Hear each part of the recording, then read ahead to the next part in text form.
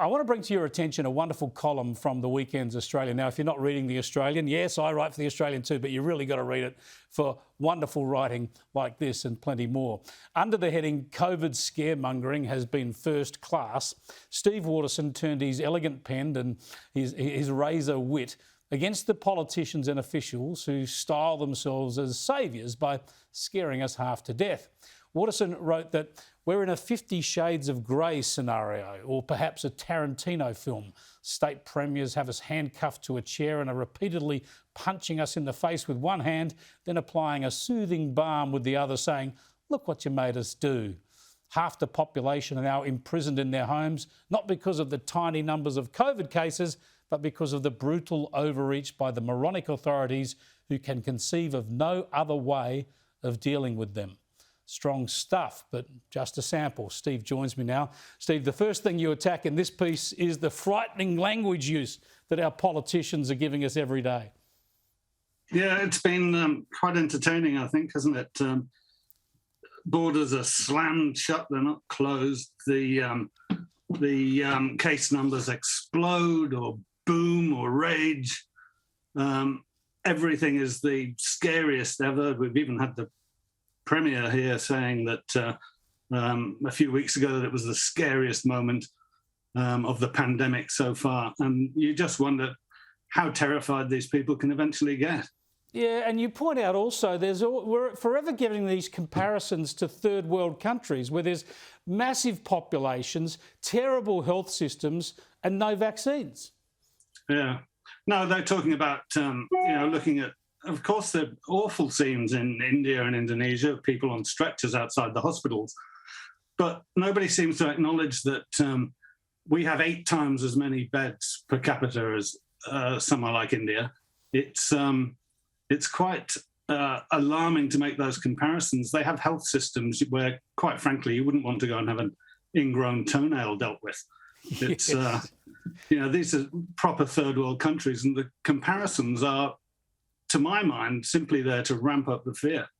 Yeah, and no one points out reassuring facts like the fact that vaccines have gone right through our aged care system. Everybody in aged care has had the opportunity. We've got 90% vaccination rates in aged care, which is where the greatest deadly threat is. I want to go to another quote from your article. You say that for them, perhaps, this is talking about the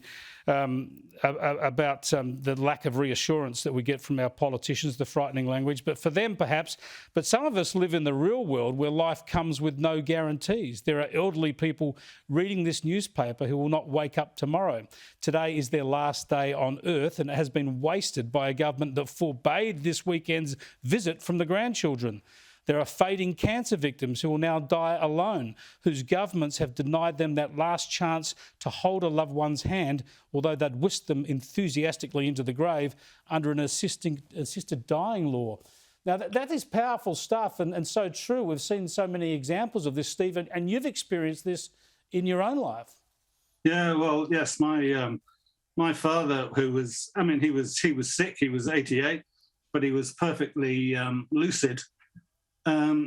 He had a fall and was taken away in a hospital and died 6 weeks later without anybody ever having seen him. My sister desperately trying to get into the hospital, and it wasn't allowed, I presume, to keep him safe.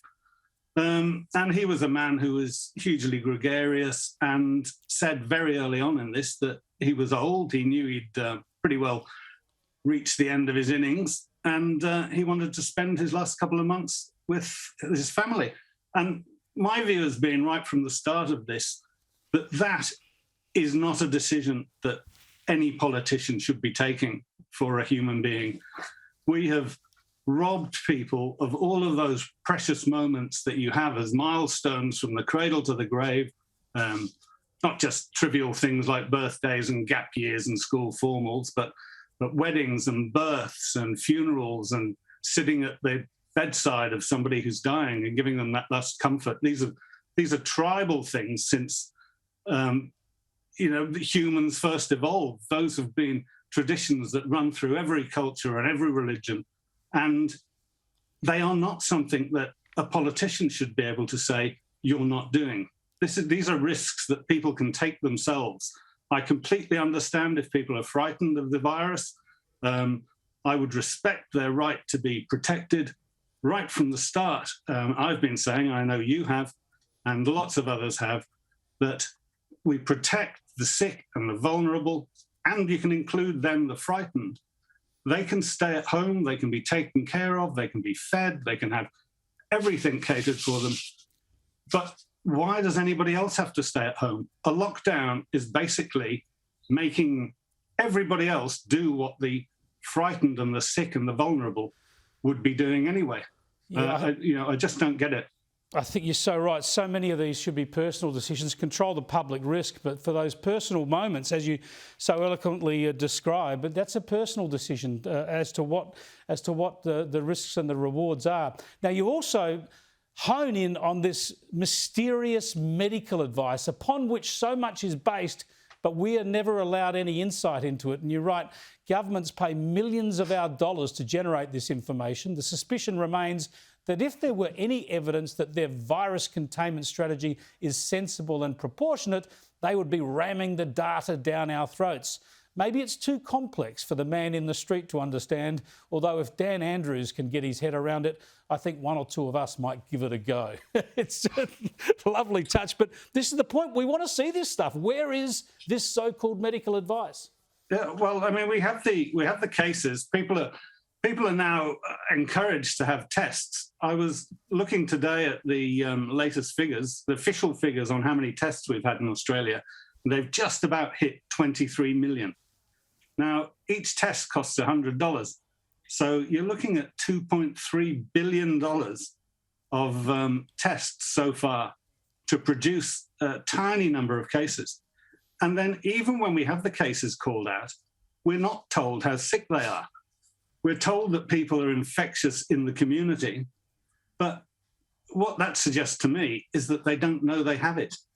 They certainly in the olden days when people had ordinary flu, they were stuck in bed mainlining Panadol and Codral to try and cope with their symptoms. They weren't out at Bunnings and coffee shops and florists. You know, this suggests to me that the cases are simply positive tests, but not sicknesses. And I would like to know that, and I think we're entitled to know that. The governments, to my mind, are ramping up the fear when a decent government, a responsible government, would be trying to calm people down. And they would be saying, we've had 500 cases today, but happily 470 of them have no symptoms. 30 of them are a bit sick, and 2 of them were bad enough to go to hospital. But that would be calming. Instead, we get no sense of how bad the infections are or how bad the symptoms.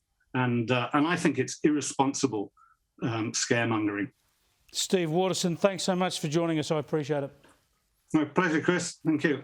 Steve Waterson, you can have a look at his column on the Australian website. Just Google Steve Waterson and the Australian. There's a cracking column and such important points there.